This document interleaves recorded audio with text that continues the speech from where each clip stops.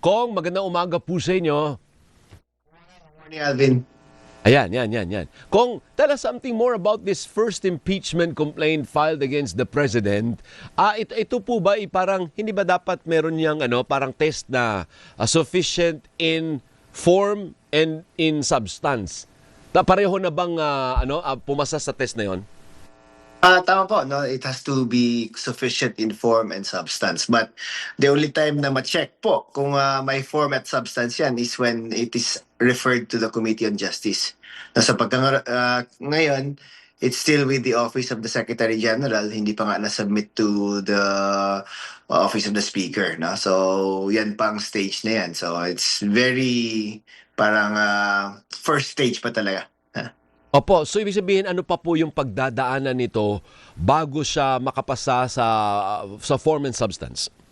Okay, so after i-submit ni Secretary General to the Office of the Speaker, ang Speaker naman ay may 10 session days o kung saan isali niya sa order of business, no? Bago makarating sa plenary. And the plenary naman will then transmit it to the Committee on Justice. Doon na sa Committee on Justice, of course, i-notify yung respondent, mag-a-answer siya at may konting hearing, no? Doon na i-determine kung sufficient ba in form and substance. When you say sufficient in form, tama ba yung format niya? It was it verified, no? Tapos when you say naman sufficient in substance, yung sinight ng impeachable grounds, may basihan ba to support the impeachable grounds, no? Sabi nga ng Supreme Court in its latest decision na it must be accompanied with clear and convincing evidence na the person accused of has committed an offense that may constitute an impeachable offense. Teka muna, yung evidence, nabanggit mo yung salitang ebidensya, evidence, hindi ba dapat sa hearing yun? May sa hearing na din na i-present for the impeachment proper. But dito naman it's just to show na parang may probable cause ba kung kumbaga sa criminal cases, no? But this time it is just to show na may supporting evidence but to call for an impeachment. Okay. Kasi sabi niya, ano bang mga basihan niya? Unang-una, kabilang sa basihan ng reklamo ang pagsuko kay dating Pangulong Duterte sa International Criminal Court. O ilan ba impeachable offense ba yun? Yung pagsuko sa dating presidente? Yan, medyo I don't know, it's really gonna depend on the members of the Committee on Justice how they appreciate it, no? Kasi the president can always say na I just followed the Interpol, no, na may arrest warrant and pinaresto ko at pinadala dun sa kung saan man ng korte ang naghingi sa presensya ng akusado. Kasi parang malaking net yung culpable violation of the Constitution. Masyadong broad, Congressman, no? It's Na very pwedeng, broad. pwedeng It's very sakupin. Yes, it's very broad. Kagaya ng pangalawa, yung pangalawa naman, sinasabing paggamit ng illegal na droga. How do you prove that? How do you submit an evidence? Halimbawa yung sabihin mo ay addict yung presidente. Paano mo patutunayan yun? Yeah, dito yung medyo flimsy yung for me personally, medyo flimsy tong ground na to kasi it's based on the statement of the sister, the Senator Amy Marcos, no? And as far as I can remember, yung speech niya naman referred to some form of drug use pero hindi naman niya sinabi na nung presidente na si Bongbong gumagamit ng droga. Sinasabi niya noon gumagamit ng droga, nakita ko before na gumagamit ng droga. But remember na ang sinabi din ng Korte Suprema is that you can be impeached for offenses committed during the office that you are holding. During his presidency. Dapat is impeachable office na hinahawakan mo. Not for actions before you became an impeachable officer. Okay. Yung isa naman, sabi niya kabiguang i-veto ang unprogrammed appropriations at iba pang probisyong labag sa saligang batas sa national budget. Pero the power to veto or not to veto is actually a power of the president, hindi ho ba? Yes. Solely within his discretion po kung anong i-veto sa budget. So, yan ang hindi ko rin medyo maintindihan kung bakit ginawang ground. Now, kung sakaling unconstitutional man yun, wala pa ring ruling on any court na unconstitutional yung unprogrammed funds eh. Oo nga. So anong basa mo? Considering all those facts, Congressman, anong basa mo ito, subjective na interpretation? Palagay mo ba uusad ang impeachment complaint laban sa presidente o baka malabo yun?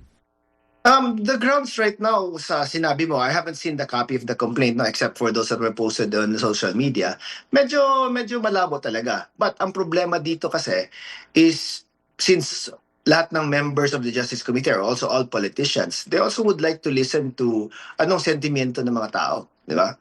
And sentiment of the people can only be, siguro gauged after you present the supporting evidence ba on the grounds for impeachment, and that might siguro sway some to either support it or to dismiss it outright. Pero may botohan naman po mangyayari, di ho ba? Sa Committee on Sa Justice. Justice Committee. Okay. Hindi yan sa plenary, ang botohan. Sa Committee on Justice lang yan. Yes, sa Committee on Justice muna. Ngayon, ano ang mangyayari po pag meron pang isa o kasunod pa o pang-apat o panglima na magfa-file din ng impeachment complaint laban sa presidente? Yan o ba i-consolidate po yan para maging isa na lang, just like what you did last time? O may pagbabago because of the Supreme Court decision? Yung filing, people can still file, no? For as long as wala pang impeachment complaint na na-initiate and pending before the Committee on Justice. So this is the time frame na pwede pa mag-file kahit sino siguro to file a better impeachment complaint or a more siguro well-worded complaint or mas maraming ebidensya ng complaint, pwede pa. No? But for as long as pag masimulan na ng Committee on Justice ang pagtackle sa any impeachment complaint, then it will bar the filing of any other impeachment complaint. And when does the Committee on Justice intend to start the deliberations? Siguro as soon as it is referred to us, no, sa pagkang ngayon, it's still with the Office of the Secretary General. But siguro, just like the previous impeachment on VP Sara, pinagsabihan yung Secretary General na you have no power to hold on to it. So she should submit it to the Office of the Speaker at the soonest possible time. The Speaker naman would have 10 session days to include it in the order of business. So prior to that, we can expect na kung sino man yung gusto may pahabol na impeachment complaint ay magpa-file na ng pahabol ng impeachment So complaint. safe to say na mga Pebrero na ere. Kasi 20 na ngayon. Kung may 10 days pa pala, ay aabutan at aabutan sa dulo ng Enero. Safe to say na mga February yan kung meron mang pagdinig sa Committee on Justice. Yes, sir. Yes, sir. Most likely po, mga ganun. Opo. February. What about yung impeachment complaint naman laban sa pangalawang Pangulo? Do you also expect that there's going to be another impeachment complaint against the Vice President? Well, kahit noon pa, marami nag-iingay dyan sa House na mag-re-refile daw sila ng impeachment complaint, no? Against the Vice President Sara Duterte. But ang importante sana is if the Supreme Court would have ruled una on the pending motion for reconsideration. Kasi importante po yun eh. Kasi in that case, the Supreme Court, may dinagdag silang procedural requirements, no, sa third mode, no. Mas mabuti naman sana kung na-finalize na yun kasi on our part we could amend also our internal rules of impeachment para to conform with the decision of the Supreme Court. So i-amendahan po ninyo? Konti, kung para lang ma-include yung mga suggestions ng Supreme Court na. Opo, kasi dati may mode na ano nga yun, yung pagmayorya ng mga miyembro para ididiretso na, wala nang hearing-hearing. Pwede pa Yes, that's the third mode. No, na pwede if ba? you can secure, kung masecure mo yung one-third support of the members of the House, dapat wala ng Committee on Justice, diretso na yan to the Senate. And the Senate is now then directed to forthwith act on that particular impeachment complaint. So, pwedeng gawin ulit yon o binaril na ng Korte Suprema yung ganyang mode? Pwede pa. Actually, it's still part of the procedure. Ang kaso nga lang, may dinagdag siyang konting procedural requirements. No? Una, na dapat may sufficient time daw yung mga members to study the complaint, including all the evidences that are attached to it. Second, may reasonable time din ibibigay dun sa respondent to answer, no? On the complaint. Na wala namang sinabing mag-hearing, basta pagbibigyan lang daw siya ng chance to file his either counter affidavit pa or answer to the impeachment complaint. Kasi yung original wisdom, I mean yung traditional wisdom na nakagawian natin, may time naman siya to answer it during the hearing in the Senate, during the Yes, trial. yes. Pero Of course. apparently, mukhang mali yun. Mukhang iba yung interpretation ng Korte Suprema. Although hindi pa naman final, ang sabi ng Korte Suprema, dyan pa lang sa inyo, dapat may chance na siyang mag-respond. Yes, yes. That's what I said yesterday nga. Yeah.